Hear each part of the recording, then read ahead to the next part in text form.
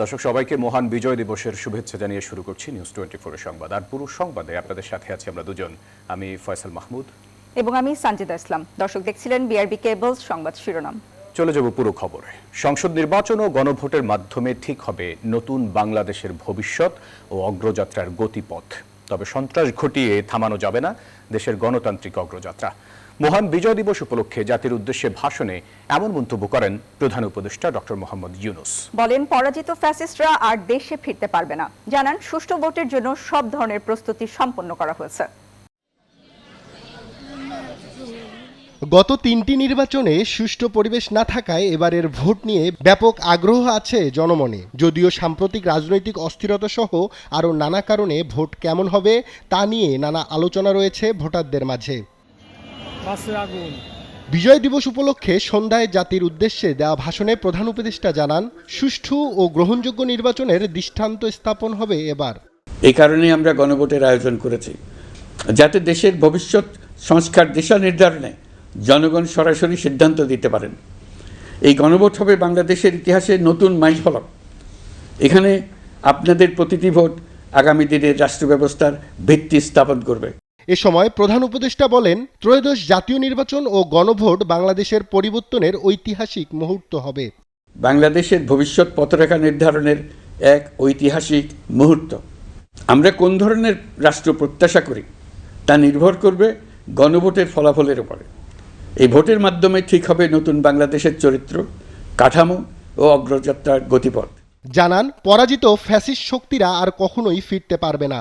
পরাজিত শক্তি ফ্যাসিস্ট টেররিস্টদের এই অপচেষ্টা সম্পূর্ণভাবে ব্যর্থ করে দেওয়া হবে। ভয় দেখিয়ে, সন্ত্রাস ঘটিয়ে বা রক্ত ঝরিয়ে এদেশের গণতান্ত্রিক অগ্রযাত্রাকেও থামাতে পারবে না। পরাজিত ফ্যাসিস্ট শক্তি এদেশের পবিত্র মাটিতে আর কোনো দিন ফিরে আসবে না। শরীফ ওসমান হাদির উপর হামলাকারীদের কোনো ছাড় দেওয়া হবে না বলেও জানান প্রধান উপদেষ্টা। শরীফ ওসমান হাদির উপর সম্প্রতি যে হামলার ঘটনা ঘটেছে তা শুধু একজন ব্যক্তির উপর আঘাত নয়, এটি বাংলাদেশের অস্তিত্বের উপর আঘাত। ঘটনার সঙ্গে জড়িতদের প্রাথমিকভাবে চিহ্নিত করা গেছে। আমি দেশবাসীকে আশ্বস্ত করতে চাই, যারা এই ষড়যন্ত্রে জড়িত তারা যেখানেই থাকুক না কেন, তাদের কাউকে ছাড় দেওয়া হবে না। জানান, নির্বাচনের মধ্য দিয়ে দেশে শান্তি ফিরবে। এজন্য রাজনৈতিক দলগুলোকে সহনশীল থাকার আহ্বান জানান প্রধান উপদেষ্টা। আব্দুল্লাহ মামুন, নিউজ 24, ঢাকা। মহান বিজয়ের 55 বছরে পদার্পণের দিনে সূর্যোদয় হয় জাতির শ্রেষ্ঠ সন্তানদের প্রতি শ্রদ্ধা জ্ঞাপনের মধ্য দিয়ে। রাষ্ট্রপতি মোহাম্মদ শাহাবুদ্দিন ও প্রধান উপদেষ্টা ডক্টর মোহাম্মদ ইউনূসের জাতীয় স্মৃতিসৌধে শ্রদ্ধা জানানোর মাধ্যমে দিবসের আনুষ্ঠানিকতা শুরু হয়। সরকারের উপদেষ্টা, রাজনৈতিক দলের পাশাপাশি সর্বস্তরের জনগণ ভালোবাসায় সিক্ত করেন জাতীয় স্মৃতিসৌধ। বিজয়ের নতুন সূর্যোদয় এলো মুক্তির সেই দিন। জাতির শ্রেষ্ঠ সন্তানদের বীরত্বে মহান বিজয়ের 55 বছরে বাংলাদেশ। যাদের রক্তের বিনিময়ে অর্জিত এই বিজয়, তাদের প্রতি শ্রদ্ধা জানাতে জাতীয় স্মৃতিসৌধে রাষ্ট্রপতি মোহাম্মদ শাহাবুদ্দিন। সশস্ত্র সালাম, পিউগলে করুণ সুর আর ফুলেল শ্রদ্ধায় স্মরণ করলেন বীর শহীদদের। পরে শ্রদ্ধা জানান প্রধান উপদেষ্টা ডক্টর মোহাম্মদ ইউনূস। নীরবে দাঁড়িয়ে স্মরণ করেন দেশের জন্য সর্বোচ্চ ত্যাগ স্বীকারকারীদের। এ সময় স্যালুট জানায় সশস্ত্র বাহিনীর একটি চৌকস দল। রাষ্ট্রপতি ও প্রধান উপদেষ্টার পর শ্রদ্ধা জানান প্রধান বিচারপতি ও উপদেষ্টা পরিষদের সদস্যরা। সরকারের 2 উপদেষ্টা বলেন, শহীদদের আকাঙ্ক্ষা পূরণে আগামী নির্বাচনের মাধ্যমে যাত্রা হবে গণতান্ত্রিক বাংলাদেশের। আমাদের প্রত্যাশার জায়গা থেকে আমরা বলে দিতে পারি যে আমরা শান্তিপূর্ণ, সুষ্ঠু, স্বতঃস্ফূর্ত একটা নির্বাচনের দিকে তাকাচ্ছি। অবশ্যই এটার বিপরীতে এখন দেখতে পাচ্ছি আরো বেশি প্রকট করে যে প্রতিপক্ষ যে আঘাতগুলো হানছে সেগুলো আসলে রক্তাক্ত, একটা সংঘাতময়। সেটার জন্য আমাদেরকে এখন বাড়তি প্রস্তুতি নিতে হচ্ছে। শহীদ মুক্তিযোদ্ধা যারা আছেন, আহত মুক্তিযোদ্ধা যারা আছেন, যারা আপনার ওই সময় নানান আত্মত্যাগের মাধ্যমে বাংলাদেশকে স্বাধীন করেছেন, তাদের প্রতি কৃতজ্ঞতা, শ্রদ্ধা, ভালোবাসা মন সিক্ত হয়। রাষ্ট্রীয় আনুষ্ঠানিকতা শেষে জাতীয় স্মৃতিসৌধ উন্মুক্ত করে দেওয়া হয় সর্বসাধারণের জন্য। ৭১-এর দীর্ঘ ৯ মাসের রক্তক্ষয়ী যুদ্ধের পর অর্জিত যেই স্বাধীনতা, যেই বিজয়, তারপরও বিগত ৫৪ বছরে গণতন্ত্রের জন্য, স্বাধীনতার জন্য, সার্বভৌমত্বের জন্য বাংলাদেশের মানুষের বারবার কেন রাস্তায় নামতে হয়, বারবার কেন জীবন বিসর্জন দিতে হয়, সেই প্রশ্ন রেখে গেছেন সাধারণেরা। একই সাথে তারা প্রত্যাশা করেছেন ভবিষ্যতে গণতন্ত্রের জন্য আর যেন নতুন করে কারো জীবন দিতে না হয়। মারুফা রহমান, নিউজ 24, সাভার স্মৃতিসৌধ, ঢাকা। ৫৫ বছরে পা দিল বাংলাদেশ।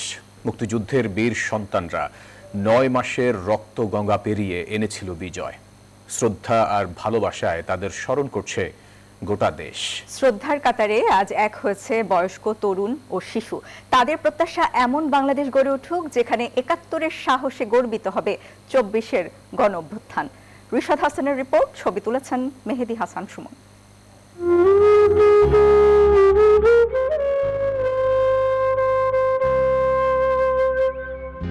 বিজয়ের ইতিহাসের সাক্ষী হয়ে আবারও পূব আকাশে রক্তলাল সূর্য। ৫৪ পেরিয়ে ৫৫ ছোঁয়া বিজয়ের এই দিনটা কোটি বাঙালির বীরত্বের কথা বলে। হাতে ফুল, মনে প্রগাঢ় শ্রদ্ধা। সাভার জাতীয় স্মৃতিসৌধে লাখো মানুষের ঢল। এক সাগর রক্তের বিনিময়ে বাংলার স্বাধীনতা আনলো যারা, তারা জেনে যাক এ শুধু শ্রদ্ধার ক্ষণ নয়, এ যেন প্রজন্মের সাথে প্রজন্মের নীরব সংলাপ। সহযোদ্ধাদের হারানোর শোক বুকে চেপে শ্রদ্ধা পৌঁছে যায় শহীদ বেদিতে। ৭১-এ একটা মুক্তিযুদ্ধের মাধ্যমে এই দেশটা স্বাধীন হয়েছিল। আমরা মুক্তিযোদ্ধারা সেই যুদ্ধে অংশ নিতে পেরেছিলাম এবং অংশ নিয়ে নিজেদেরকে অনেক গর্ব মনে করি, গর্ববোধ পাই। আমরা বৃদ্ধ হয়ে গিয়েছি, আমাদের বয়স অনেক হয়ে গিয়েছে, আমরা ক্লান্ত হয়ে গিয়েছি। তাই এই পতাকাকে উঁচিয়ে রাখার জন্য এবং স্বাধীনতা সার্বভৌমত্বকে ঠিক রাখার জন্য, মকসুদে মঞ্জিলে পৌঁছাবার জন্য তরুণদের দায়িত্ব নিতে হবে। তরুণদের কাছে এই বিজয়ের দিনটা শুধু এক দিনের নয়, প্রতিদিনের প্রতিজ্ঞা। কতটা রক্তের দামে পাওয়া এই লাল সবুজ পতাকা। যে কোনো সময় আমি যেন আমার বিজয়ের প্রত্যাশা নিয়ে বের হতে পারি, সেরকম একটা সিকিউর দেশই হচ্ছে আমার প্রত্যাশা। আগামী বাংলাদেশ হোক দুর্নীতিমুক্ত এবং ছাদাবাজ মুক্ত, দখলদারিত্ব মুক্ত, ইনসাফের বাংলাদেশ হোক। নাগরিক হিসেবে যে বেসিক চাহিদাগুলো, মৌলিক অধিকারগুলো, ওই বিষয়গুলো যখন হচ্ছে রাষ্ট্র তাদের নাগরিকদেরকে সুনিশ্চিত করতে পারবে, তখন হচ্ছে একটি সুন্দর আমরা সোনার বাংলাদেশ হিসেবে আমরা দেখতে পাবো। নারী, পুরুষ অথবা ধর্ম, বর্ণ, মতাদর্শ সব ভেদাভেদ মান হয় যেখানে, সেখানে শ্রদ্ধা জানাতে আসে শিশুরাও যেন মানুষের মধ্যে বাংলাদেশ।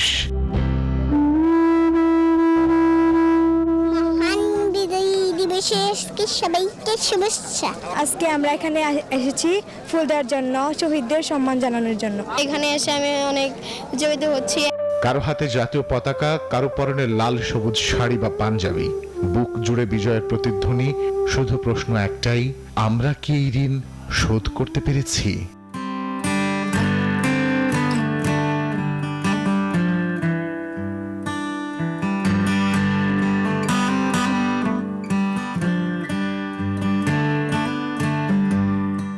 এই লাখো মানুষের ঢল, স্তরে স্তরে পুষ্পস্তবকের আদলে সাজানো শ্রদ্ধা আমাদের জানান দেয় প্রজন্ম পরিবর্তন হলেও কখনো পরিবর্তন হয় না বিজয়ের অনুভূতি। আর সেই সাথে আমাদের জানান দেয় আগামীর নতুন বাংলাদেশ বিনির্মাণে দায়বদ্ধতার কথা। সাভার জাতীয় স্মৃতিসৌধ থেকে রিশাদ হাসান, নিউজ 24, ঢাকা। বিজয় দিবস উদযাপনের খবর জানাতে ঢাকা বিশ্ববিদ্যালয় ও সংসদ ভবন এলাকা থেকে যুক্ত হচ্ছেন সহকর্মী মোহাইমিনুল খান ও ফারজানা রিয়া।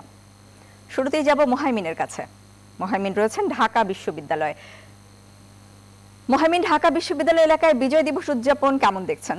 আপনাকে আমি এই মুহূর্তে দাঁড়িয়ে আছি ঢাকা বিশ্ববিদ্যালয়ের পায়রা চত্বরে এবং দেখতেই পাচ্ছেন আমার পেছনে কিন্তু ঢাকা বিশ্ববিদ্যালয় চলচ্চিত্র সংসদের আয়োজিত প্রামাণ্যচিত্র পরিদর্শন চলছে এবং সেখানে কিন্তু তরুণ প্রজন্ম, যে প্রজন্ম আসলে এই ৫৪ বছর পরে এসে সেই স্মৃতিগুলোকে দেখছে প্রামাণ্যচিত্রের মধ্য দিয়ে, তাদেরকে এই স্বাধীনতার এবং এই যে বাংলাদেশের মুক্তিযুদ্ধ নিবারণ হওয়ার তার যে চেতনা আছে তাতে উজ্জীবিত করার লক্ষ্যে কিন্তু এই আয়োজন করা হয়েছে। এবং আমরা দেখতে পেয়েছি যে এখানে কিন্তু শুধু ঢাকা বিশ্ববিদ্যালয়ের শিক্ষার্থী নয়, দূর দূর থেকে এই প্রজন্মের অনেক শিক্ষার্থী, সাধারণ মানুষ এসেছে সেই প্রামাণ্যচিত্রগুলোকে দেখার জন্য। ৫৪ বছরে কিন্তু আমরা হারিয়েছি অনেক মানুষ, অনেক মুক্তিযোদ্ধাকে আমরা হারিয়েছি যারা আজ আর বেঁচে নেই। ফলে এই যে প্রামাণ্য চিত্রগুলো সেটাই কিন্তু আসলে সেই মুক্তিযুদ্ধ দালালিক প্রমাণ এবং তার সাক্ষ্য দিচ্ছে যে সেই যুদ্ধ কতটা ভয়াবহ ছিল, কতটা ভয়াবহ যুদ্ধের মধ্য দিয়ে আমরা এই স্বাধীন বাংলাদেশ পেয়েছি। এবং তরুণদেরকে সেই চেতনায় উজ্জীবিত করতে, সেই ইতিহাসের সাক্ষী করতে এবং প্রজন্ম থেকে প্রজন্ম এই যে স্বাধীনতার যে চেতনা, বিজয়ের চেতনা, একাত্তরের চেতনা তাতে উজ্জীবিত করতে কিন্তু আজকে এই উদ্যোগ রয়েছে। পদ্মা ঢাকা বিশ্ববিদ্যালয় পায়রা চত্বর থেকে এই ছিল এখন পর্যন্ত আমার কাছে সর্বশেষ তথ্য। চলে যাচ্ছে আমাদের আরেকজন সহকর্মী ফারজান রিয়ার কাছে, যিনি আছেন মানিক মে এভিনিউতে। রিয়া, মানিক মে এভিনিউতে আসলে এখন কি অবস্থা, সেখানে কেমন চলছে আয়োজন?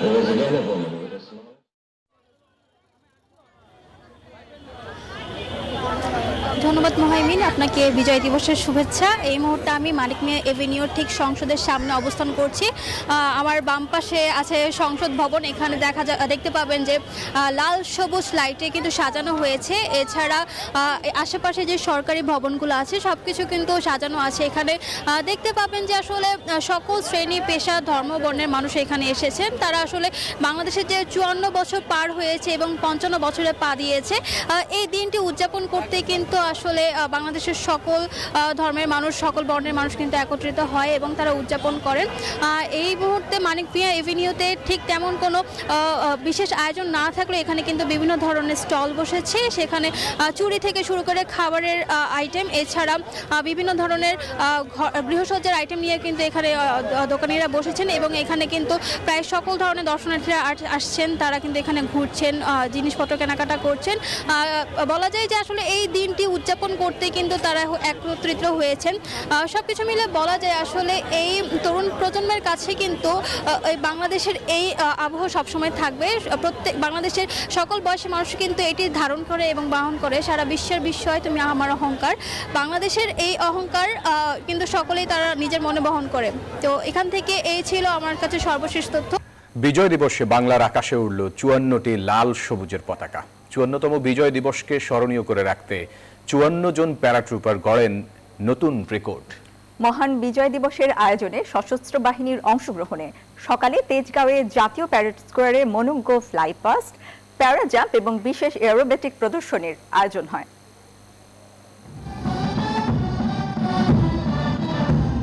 স্বাধীন বাংলাদেশের আকাশে উঠছে 54টি লাল সবুজের পতাকা। বিজয়ের 54 বছরকে স্মরণীয় করতে 12,000 ফুট উঁচু থেকে প্যারাশুটে নামলেন সশস্ত্র বাহিনীর সদস্যরা। দর্শক সারিতেও তখনও ছুঁয়ে গেছে বিজয়ের উল্লাস। রং ছড়ালেন বিরাট চেয়ারম্যান আশিক চৌধুরীও। আকাশের সাহসের প্রতীক হয়েছিল সেনাবাহিনীর 46 জন, বিমান বাহিনীর 5 জন এবং নৌবাহিনীর 2 জন। সব মিলিয়ে বিজয়ের 54 বছর উদযাপন হয়ে ওঠে স্মরণীয়। সর্বোচ্চ সংখ্যক প্যারাট্রুপার নামার মাধ্যমে অনন্য রেকর্ড গড়ে বাংলাদেশ। বিজয় দিবস উপলক্ষে রাজধানীর জাতীয় প্যারেড গ্রাউন্ডে এমন আয়োজন করে সশস্ত্র বাহিনী। এর আগে যোগ দেন প্রধান উপদেষ্টা ডক্টর মোহাম্মদ ইউনূস। দেশাত্মবোধক গানের সুরের সাথে সশস্ত্র বাহিনীর ব্যান্ড দলের পরিবেশনা, পুরো ভেন্যুতে তৈরি হয় অন্যরকম এক আবহ। এক পর্যায়ে আকাশে উড্ডয়ন করতে দেখা যায় সামরিক হেলিকপ্টার। সমন্বিত পরিকল্পনায় পরিচালিত হয় এমন ফ্লাইপাস প্রদর্শনী। বাংলাদেশের জাতীয় পতাকা এবং সেনা, নৌ ও বিমান বাহিনীর পতাকা বহন করে বিমানগুলো জাতীয় প্যারেড গ্রাউন্ডের আকাশ প্রদক্ষিণ করে।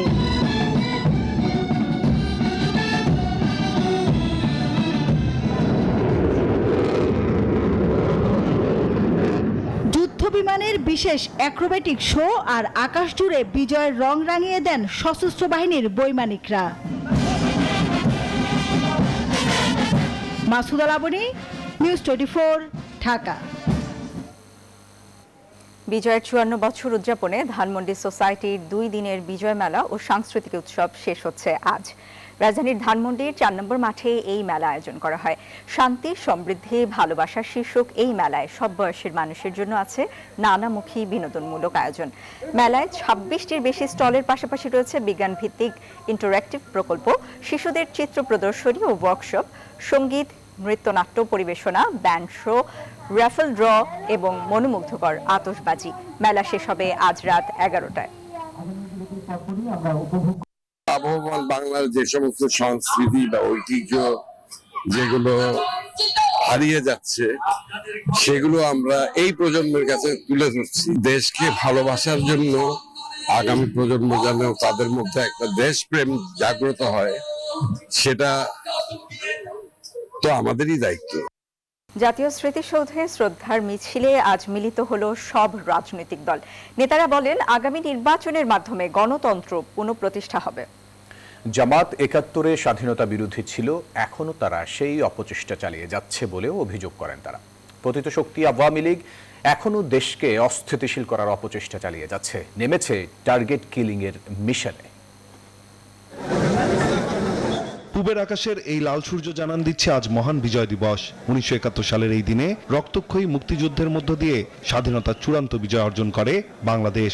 জাতির এই গৌরবোজ্জ্বল দিনে শহীদদের প্রতি শ্রদ্ধা জানাতে সাভারের জাতীয় স্মৃতিসৌধে পুষ্পার্ঘ্য অর্পণ করেছে বিএনপি, জেএসডি, গণ অধিকার পরিষদ, এনসিপি, এবি পার্টি সহ বিভিন্ন রাজনৈতিক দল।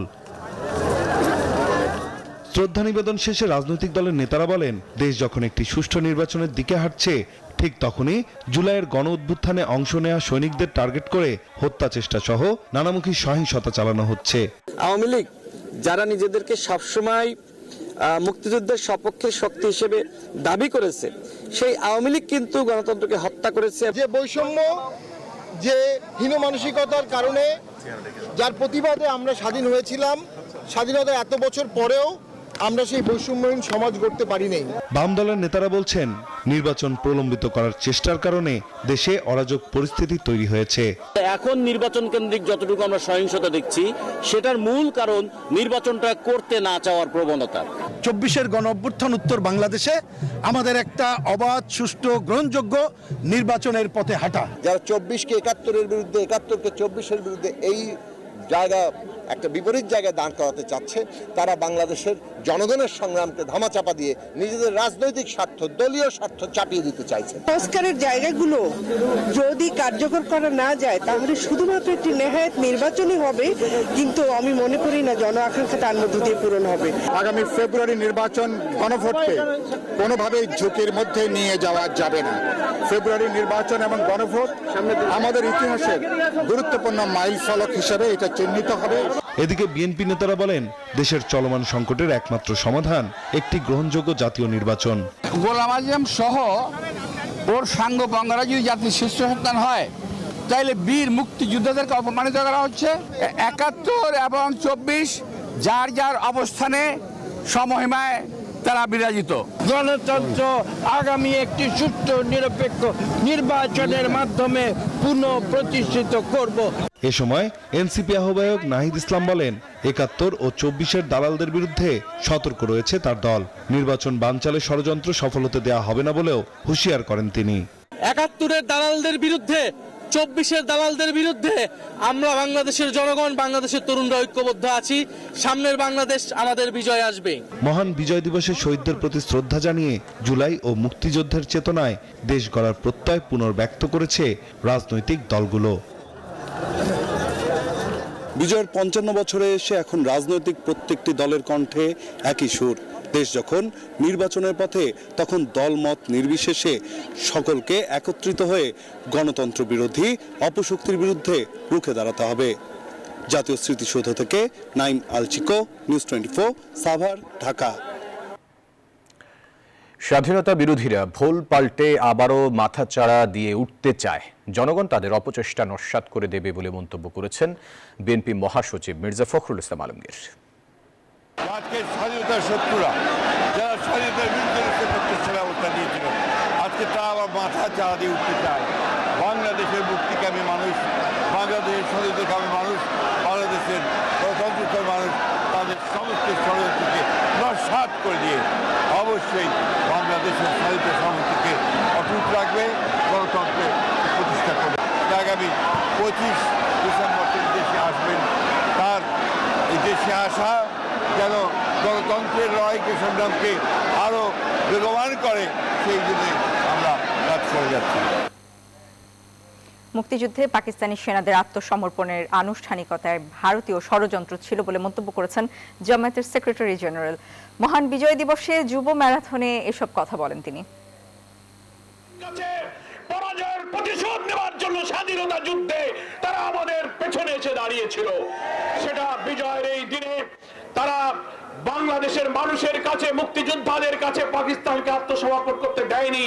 ইন্ডিয়ান এই ইস্টার্ন কমান্ডের প্রধান জগজিৎ সিং অরোরার কাছেই পাকিস্তানের আত্মসমর্পণ করতে হয়েছে।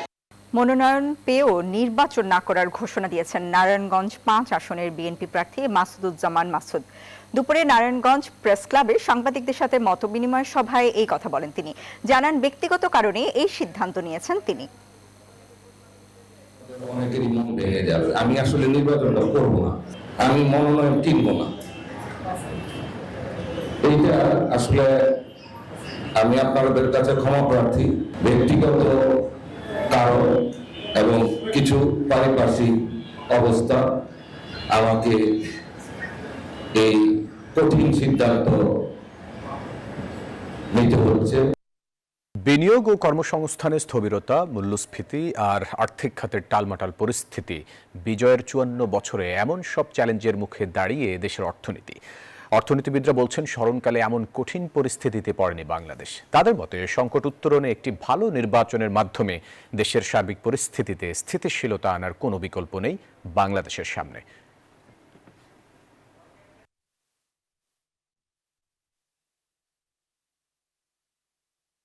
মহান বিজয় দিবস উপলক্ষে সামাজিক যোগাযোগ মাধ্যম এক্সে একটি পোস্ট দিয়েছেন ভারতের প্রধানমন্ত্রী নরেন্দ্র মোদী। মঙ্গলবার দেয়া ওই পোস্টে দিনটিকে ভারতের ঐতিহাসিক বিজয় বলে উল্লেখ করেন তিনি। তবে সেখানে একবারও বাংলাদেশের নাম উল্লেখ করেননি তিনি। নেই বাংলাদেশের স্বাধীনতার মূল প্রেক্ষাপট। ওই পোস্টে ভারতীয় সেনাদের ভূয়সী প্রশংসা করেছেন তিনি। মোদী লিখেছেন, তাদের সেনাদের ওই বীরত্বগাথা ভারতের প্রজন্মের পর প্রজন্মকে অনুপ্রাণিত করে যাচ্ছে। গেল বছরও বিজয় দিবসে তার শুভেচ্ছা বার্তায় বাংলাদেশের নাম ছিল না। আর এই ছিল নিউজ 24 সংবাদে। ধন্যবাদ সবাই।